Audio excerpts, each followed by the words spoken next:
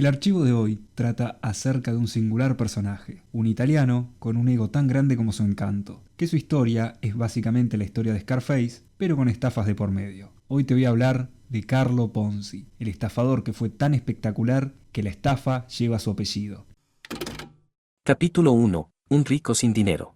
Corría el año 1882 y nace un pequeño niño en Lugo, Italia, al cual llaman Carlo. Y ya su infancia está rodeada de humo porque algunos de sus biógrafos aseguran que Carlo era un excelente estudiante con una gran ambición por prosperar. Sin embargo, otros también afirman que simplemente era un ladrón con poco futuro, al cual su familia subió a un barco y lo envió a Estados Unidos para sacárselo de encima. Y la tercera historia es la que contó el mismo Ponzi. Según él, venía de una familia con antepasados con dinero y muy bien acomodados. Pero luego su familia atravesó tiempos de vacas flacas, por lo que estaban bastante cortos de dinero. Resultado de esto, Ponzi aceptó un trabajo en el servicio postal. Pero al poco tiempo fue aceptado en la universidad. Y acá viene el gran problema. Si bien su familia había perdido el dinero, Ponzi no renunció a su estilo de vida. Sus amigos, que también eran de familias acomodadas, veían a la universidad como unas vacaciones en las que al final te daban un título. Por eso dedicaban la mayor parte del tiempo a recorrer bares, cafés y hasta la ópera. Ponzi los seguía. Sin embargo, al no tener el mismo poder adquisitivo que sus amigos, al tiempo quedó arruinado y sin un título. En esa época, muchos compatriotas se iban a Estados Unidos en busca del sueño americano, y más tarde volvían con grandes riquezas. Producto de esto, la familia de Ponzi lo incentivó a hacer lo mismo. Y él, con la esperanza de devolverle el estatus que su familia poseía unos años atrás, partió rumbo a Estados Unidos. Sea como sea, una mañana de 1903, junto a un viento helado y una leve lluvia,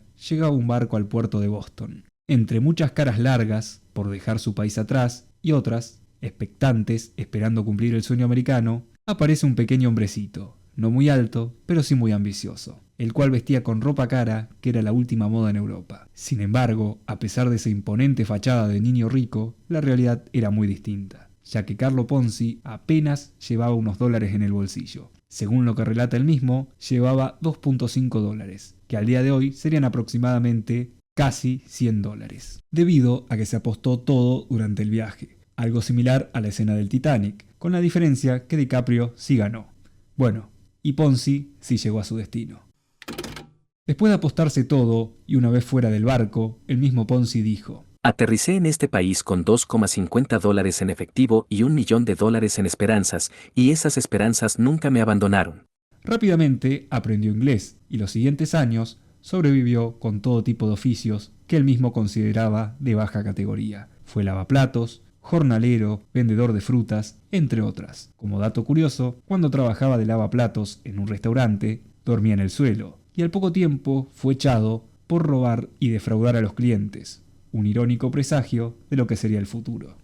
Capítulo 2. Carlo Ponzi, un hombre honesto. En 1907, después de varios tropiezos y el no lograr establecerse del todo en los Estados Unidos, Ponzi se muda a Canadá, más específicamente a Montreal, y terminó trabajando como asistente de cajero en un banco recién inaugurado por Luigi Sarossi, que se dedicaba a atender a la ola de inmigrantes italianos que llegaban a la ciudad. Se dice que Ponzi, aparte de una personalidad ganadora y un encanto único, tenía otra gran virtud, y es que hablaba inglés, italiano y francés, algo que lo ayudó bastante para conseguir ese puesto. Fue en el Banco Sarossi donde Ponzi conoció la estafa que más adelante llevaría su nombre, porque antes de seguir hay que dejar algo claro: Ponzi no inventó el esquema Ponzi, pero fue el que lo hizo a tan gran escala que la estafa se ganó su apellido. El funcionamiento que tenía Sarossi era relativamente simple, tan simple que se puede resumir en una frase: pedir dinero a Pedro para pagarle a Pablo. El banco pagaba un interés de 6% sobre los depósitos que se hacían en el banco, cuando en el resto de las entidades bancarias se pagaba un porcentaje cercano al 3%. Producto de tan atractivos intereses, el banco crecía muy rápidamente, porque era una oportunidad que no podías dejar pasar. Ponzi, más tarde, ascendió a director del banco. Sin embargo, descubrió que se encontraba al mando del Titanic con el iceberg enfrente, porque dicho banco estaba al borde del colapso, por dos razones principales. La primera, los malos préstamos inmobiliarios que otorgaron.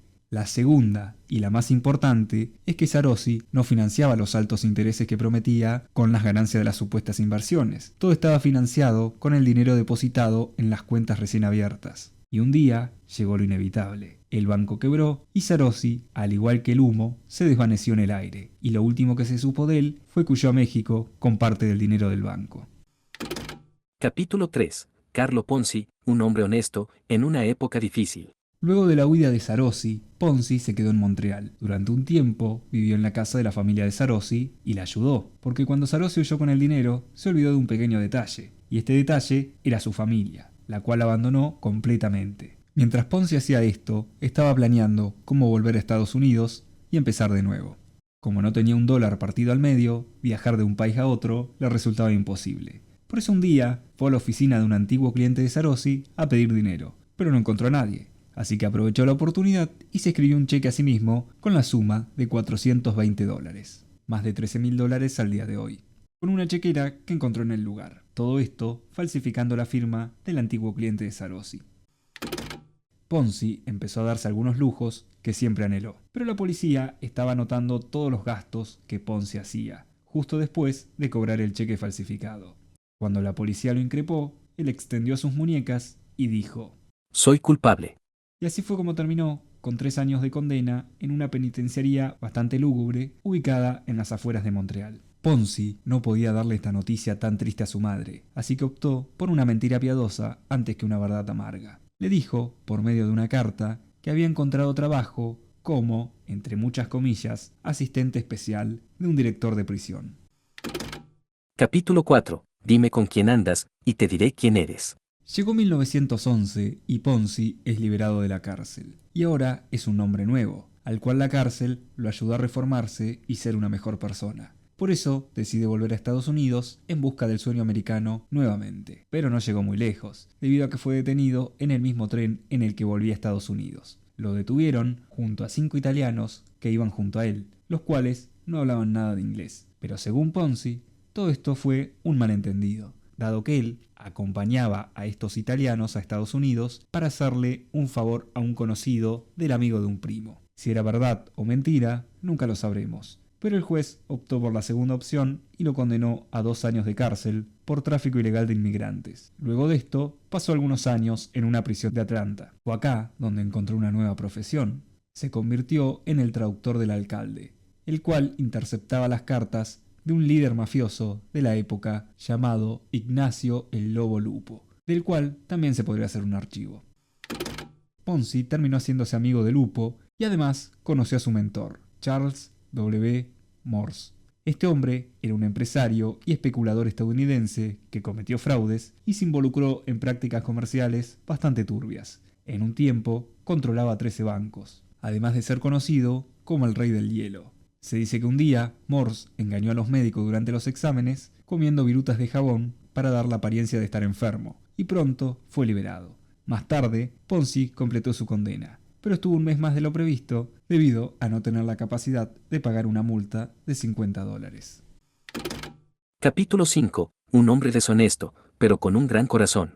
Una vez que Ponzi se encontraba en libertad, volvió a Boston y empezó a trabajar como enfermero en un campamento minero. Y ahí fue cuando se le ocurrió una nueva idea. Se fue a otro campamento minero cercano e inició una empresa de servicios públicos que iba a suministrar agua y energía y vender acciones de esta empresa. Pero justo en ese tiempo, una compañera, enfermera, llamada Pearl Gossett, tuvo un accidente en el que sufrió varias quemaduras. Ponzi, a pesar de no conocerla, se ofreció como donante para 2 operaciones. Para donar 122 pulgadas cuadradas de piel, casi 800 centímetros cuadrados, de piel de su espalda y pierna a Pearl. Esto no salió bien y tuvo bastantes complicaciones, por lo que perdió su trabajo. Y acá es donde llega el momento donde vemos el vaso medio lleno. Y es que Ponzi no era estrictamente una mala persona, repleta de maldad. Simplemente era un tipo que quería comerse el mundo y nunca lo logró hacerlo por vía legal. Y además, algo hay que reconocerle. Es que por más golpes que le dio la vida, siempre levantó y siguió intentando. Bueno, casi siempre, pero eso lo vamos a ver más adelante. Capítulo 6. Un hombre enamorado. Ponzi siguió vagando por Estados Unidos en busca de trabajo, hasta que conoció al amor de su vida, Rose María Nieco, una taquígrafa. Dato curioso, se denomina taquigrafía a todos los sistemas de escritura rápida y concisa que permiten transcribir un discurso a la misma velocidad a la que se habla. Para esto se usan trazos, abreviaturas y caracteres especiales para representar palabras o frases. Ponzi le propuso matrimonio a Rose. Esta última venía de una familia de inmigrantes italoamericanos que tenían un puesto de frutas en pleno centro de Boston. A pesar de que nació el amor en Ponzi, no nació, junto a él, su honestidad, ya que no le contó a Rose nada acerca de sus años en prisión y sus negocios que salieron mal. La que sí le contó todo esto a Rose fue su madre, la cual le envió una carta contándole sobre el pasado de Ponzi. A pesar de todo esto y demostrándonos que lo más importante es el amor, Carlo y Rose se casaron en 1918. Durante los próximos meses, Ponzi fue trabajando en distintas empresas, incluso la tienda de su suegro. Pero llegó un momento en que Ponzi se hartó y sus palabras fueron: me cansé de ganar dinero para mis empleadores y ninguno para mí. Luego de esto, decidió establecerse por su propia cuenta. Capítulo 7. El camino hasta que el mundo sea tuyo. Fue en este momento cuando a Ponzi se le ocurrió una idea que lo haría millonario, la cual era la Guía del Comerciante, una publicación gratuita que se financiaba gracias a la publicidad que, según sus cálculos, le harían ganar más de $15.000 en 6 meses. Era un negocio perfecto y una oportunidad única. Pero esta gran oportunidad solo la vio él, porque ningún banco le dio financiamiento para que lleve esta idea adelante. Ahora, con menos dinero que antes, subalquiló su oficina y su Guía del Comerciante murió antes de nacer. Pero fue la puerta de entrada a otro negocio. En la palabra del mismo Ponzi, la idea me llegó como una fruta madura. No habría sido humano si no le hubiera dado un mordisco. Capítulo 8. La fruta madura.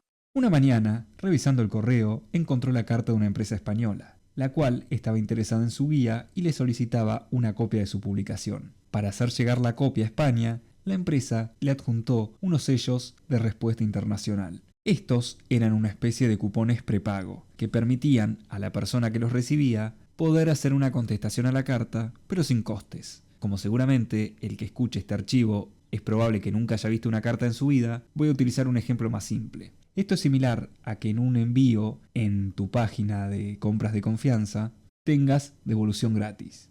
Imagínalo así. Ponzi vio estos cupones y encontró la falla del sistema, el talón de Aquiles que nadie vio. Los cupones de respuesta postal permitían a una persona de un país pagar el envío de una respuesta de otra persona en otro país. Sin embargo, el precio de estos cupones dependía del costo de envío en el país donde se canjeaban. Si hubiera discrepancia entre estos valores, había una posible ganancia. Todo esto fue producto de la inflación de la Primera Guerra Mundial y la devastación europea, y había hecho que se redujera fuertemente el costo de envío postal en Italia, expresado en dólares estadounidenses. Todas estas variables daban como resultado el poder comprar un cupón de envío en Italia a bajo precio y cambiarlo por sellos estadounidenses con un precio bastante superior, y estos luego podrían venderse. Según los cálculos del mismo Ponzi, descontando todos los gastos y trámites, el margen de ganancia superaba el 300%. Esto básicamente era una forma de arbitraje, donde compras en un mercado a un precio y vendes en otro a un precio mayor, lo cual es completamente legal. Para hacerlo más fácil de entender y dando un ejemplo muy simple y bastante burdo, supongamos que tenemos una moneda de un país X, en este caso, pesos. Supongamos que para comprar $1 necesitamos 20 pesos. Compramos $1 por 20 pesos en el banco A y luego los vendemos por 22 pesos en el banco B. Y al final del día ganamos 2 pesos por ese arbitraje.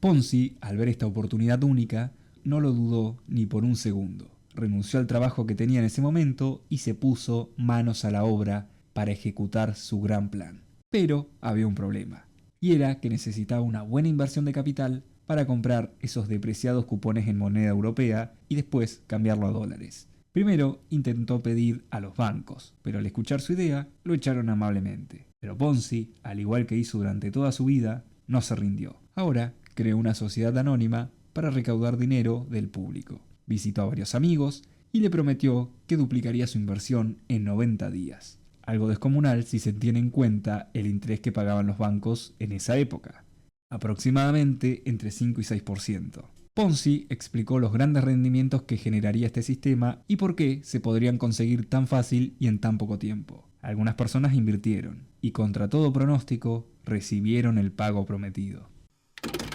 Capítulo 9. Un respetable hombre de negocios. Ponzi sabía muy bien que nadie le prestaría dinero a un inmigrante italiano con un intenso prontuario delictivo, y encima con delitos por falsificación de cheques y tráfico de personas. Así que hizo lo que cualquier estafador debe hacer: inventar una vida soñada. En enero de 1920, Ponzi funda su propia empresa, la Security Exchange Company, una exitosa compañía con solo un empleado, y con sede en una oficina subterránea que además la subalquilaba para poder pagar el alquiler. Ahora que ya se veía como un hombre de negocios respetable, empezó a desplegar todo su encanto italiano, con el cual debía convencer a los inversores que el dinero que le dieran iba a ser bien administrado en sus manos. Tal vez sus ideas de negocio no eran las mejores, pero a la hora de seducir y engañar, Ponzi era el mejor. Tal era el nivel de seducción que tenía, que un día llegó un vendedor de muebles a reclamarle las cuotas atrasadas de una compra que hizo a plazos. Pero este vendedor no solo salió sin el dinero que Ponzi le debía, además le dejó $100 a cambio de devolverle 200 en 2 meses. Sí, ese era Carlo Ponzi, el hombre al que le iban a cobrar y no solo no pagaba, sino que le dejaban más dinero. Con la misma seducción, siguió operando durante las siguientes semanas. Ponzi no daba muchos detalles sobre cómo funcionaba su plan, pero sí prometía intereses de 50% en 90 días, aunque después lo redujo a 45 días. Aunque esto podía parecer una inversión arriesgada como poco, al igual que pasa con las meme coins, las personas veían esto como una apuesta. No invertían grandes cantidades de dinero, pero se podían permitir perder 10 o 20 dólares y probar suerte. Pero cuando pasaron los 45 días y los primeros clientes recibieron el dinero, ese sentimiento de precaución que tenían se esfumó, como también más adelante lo haría su dinero. Capítulo 10. Una bola de nieve. El primer cliente de Ponzi se convirtió en una bola de nieve. En enero de 1920, Ponzi ya había reunido 18 inversores y la bola de nieve ya estaba en marcha. Pero se fue acelerando cada vez más cuando, al pasar de los días, Ponzi le pagó a los primeros inversores, lo que dio como resultado que estos clientes satisfechos se convirtieran en vendedores que traían nuevos clientes, y lo que anteriormente era una bola de nieve, ahora se convirtió en una avalancha imparable. En julio, más de 30.000 personas habían adquirido pagarés de las empresas de Ponzi por más de 15 millones de dólares, lo que hoy representaría una suma de más de 200 millones de dólares. Ponzi ahora instaló una oficina más grande. La voz se siguió corriendo y las inversiones siguieron llegando. Contrató agentes a los cuales les pagó jugosas comisiones para que traigan más clientes. En este momento, Ponzi era tan grande que poco le importaba si investigaban varias veces su negocio, porque utilizando su ingenio y capacidad de mentir, siempre los terminaba convenciendo de la legalidad de su empresa. Pero ahora, seguramente, tengas una duda. ¿Qué pasó con los cupones de respuesta que iban a hacer millonario a Ponzi? Aparentemente, estaban funcionando, pero nada se alejaba más de la realidad que esto, ya que no había ideado ningún plan para convertir los sellos de respuesta en dinero constante, y simplemente los había dejado de comprar a los pocos días que la empresa empezó a funcionar, y como era de esperar, lo único que mantenía el sistema funcionando era la inocencia de los nuevos inversores que le daban dinero a Ponzi, con el cual él le pagaba a los anteriores. Además, el sistema funcionaba relativamente bien debido a que Ponzi convencía a los inversores que reinviertan las ganancias, lo que evitaba que se tuviera que hacer cargo de muchos pagos a la vez. Capítulo 11. El sueño americano. El sueño americano ya estaba completo. Ponzi disfrutaba la vida que siempre anheló desde el día que bajó del barco esa mañana fría. Vivía en una mansión con más de 10 habitaciones, poseía varios autos, vestía con la ropa más cara y se paseaba por la ciudad con bastones de malaca con mango de oro. Compraba diamantes para su esposa, cenaba en los restaurantes más caros y exclusivos de la ciudad y se codeaba con la más alta sociedad. También se hizo de varias propiedades, entre muchos gastos más. Por ejemplo, compró un locomóvil, el mejor auto de la época. Además, había comprado 2 boletos en primera clase para viajar a Italia y tener una luna de miel retrasada con su esposa. Pero decidió cambiarlos para traer a su madre de Italia a los Estados Unidos, en un camarote de primera clase. La madre de Ponzi vivió con él y su esposa por un tiempo, pero murió poco después. En palabras del propio Ponzi, Cuanto más compraba, más quería comprar. Ponzi comenzó a depositar el dinero en el Hannover Trust Bank, de Boston. Él tenía la esperanza de que un día su cuenta en el banco fuera tan abultada que pudiera imponer su voluntad en el banco, o incluso convertirse en presidente. Intentando conseguir esto, compró una participación mayoritaria en el banco a través de él y varios amigos, después de depositar $3 millones. En julio de 1920, Ponzi había ganado millones. Muchos de sus inversores hipotecaron su casa e invirtieron los ahorros de toda su vida. Además, la mayoría no retiraba las ganancias, las reinvertía todas. Y Ponzi siguió abriendo sucursales de su empresa en distintos puntos del país, lo que hacía que todo cada vez se amplificara más. A finales de julio, el fenómeno ya era incontrolable. Una multitud de inversores llenaba su oficina y hasta hacían fila en la calle. La multitud de personas era muy distinta entre sí. Había desde mujeres hermosas, cubiertas de joyería cara, otras de aspecto descuidado con bebés en sus brazos, viudas con largos velos negros, muchachos en pantalones cortos, vendedores ambulantes y hasta peces gordos de reputación muy dudosa. Todos luchaban por conseguir un lugar más cerca de la entrada de la empresa que podía hacer los sueños realidad. Los agentes de policía que había contratado Ponzi se vieron desbordados ante tantas personas. Ponzi no podía atender a esa gran multitud que llamaba a su puerta y le pedía que hiciera la magia que solo él sabía. Entonces empezaron a aparecer imitadores, que hacían exactamente lo mismo que él hacía, y todos les creían a estos nuevos imitadores porque pensaban que hacían lo mismo que Ponzi, pensaban que hacían lo correcto. El gran problema es que Ponzi no podía decir que estos imitadores eran unos estafadores, porque literalmente ellos estaban haciendo lo mismo que él. En palabras del mismo Ponzi, no podía salir y decir que los otros estaban mintiendo, al igual que yo. La empresa generaba sumas de dinero fantásticas cada día, pero el análisis financiero más básico hubiera demostrado que la operación tenía pérdidas por todos lados. Pero mientras el dinero siguiera llegando, los inversores actuales podrían seguir recibiendo dinero, y Ponzi podría seguir dándose la gran vida. Muchos se estarán preguntando, si Ponzi ya poseía un buen capital, ¿por qué no inició una empresa legal en este momento?